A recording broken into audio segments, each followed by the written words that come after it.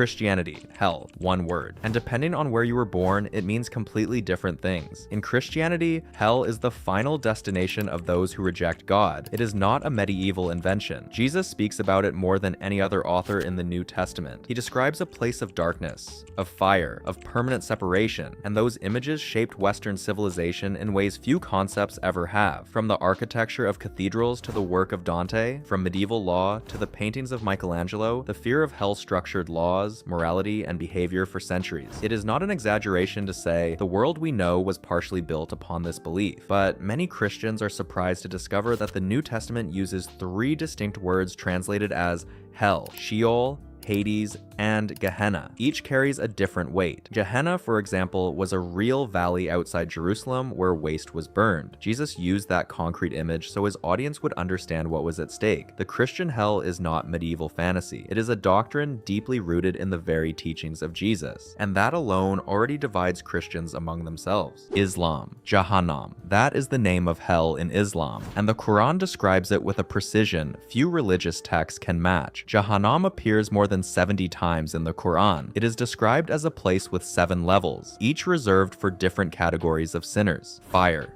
chains, boiling water. The Islamic sacred text does not spare detail. In Islam, Jahannam is not a distant threat. It is a reality that shapes every act of the believer. The 5 daily prayers, the fasting of Ramadan, the obligatory charity. All of this exists in part as protection against that fate. Belief in Jahannam is inseparable from Islamic practice. Interestingly, several Islamic scholars teach that Jahannam is not necessarily eternal for everyone. Some sinners, especially Muslims who failed but did not renounce the faith, may leave after purification. This continues to generate intense debate among Islamic theologians. Islam has one of the most elaborate systems of thought about the afterlife that any religion has produced. Jahannam is not vague. It is specific, detailed, and present in every moment of a believer's life. Judaism. Judaism is the religion that gave rise to the concept of hell in the West, and yet it is the one that believes in it the least. In Jewish tradition, the equivalent of hell is called Gehinnom, but pay attention, it is not a place of eternal torment. Most traditional Jewish streams teach that Gehinnom lasts at most 12 months, functioning as a process of purification of the soul, not endless punishment. That difference is fundamental. While historic Christianity emphasized an eternal hell as a central consequence of human life, Judaism has always placed more weight on Olam Haba, the world to come, and on righteous living here on earth. The focus is not what happens after death, it is what you do while you're alive. The very name Gehinnom comes from Gehinnom, the valley of Hinnom, the same place Jesus used as a reference for Gehenna. Both used the same real geographic image, but they reached very different theological conclusions about what it represents. Judaism reminds us that not every Abrahamic religion arrived at the same destination, a common origin, deeply distinct interpretations. Hinduism does not have one hell, it has 28, and all of them are temporary. In Hindu texts, especially the Garuda Purana, there is Naraka, a realm of punishment after death. But unlike the Christian or Islamic view,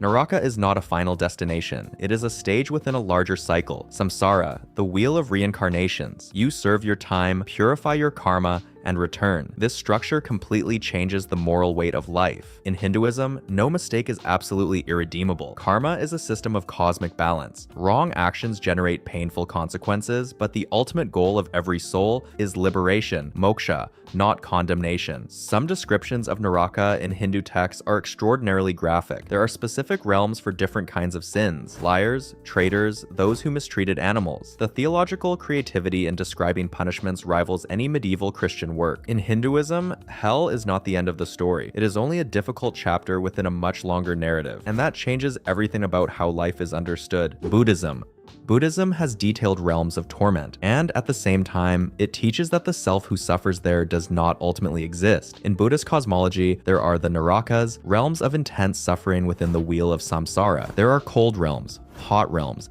different levels of intensity, but as in Hinduism, they are temporary. No being remains trapped forever. What makes Buddhism unique is that the suffering in these realms is not punishment imposed by a god. It is the natural consequence of karma, of one's own actions and intentions across past lives. There is no external judge. The cause of suffering is internal. Here is the Buddhist paradox. If the self is an illusion, how does it make sense for a self to suffer in hell? Buddhist philosophers debated this for centuries. The general answer is that attachment to to the illusion of self is precisely what creates suffering. The Buddhist hell is literally made of ignorance. Buddhism may offer the most philosophical hell of all. It is not a place of divine punishment. It is the logical consequence of living without awareness. Greek mythology. For the ancient Greeks, almost everyone went to the same place after death, and it was not a place of punishment. It was simply gray. The Greek underworld, ruled by Hades, was not the Christian hell. Most souls went to asphodel, a colorless plane without pain, but also without joy. It was eternal existence as a shadow. Tartarus, the place of real torment, was reserved only for the worst offenders against the gods.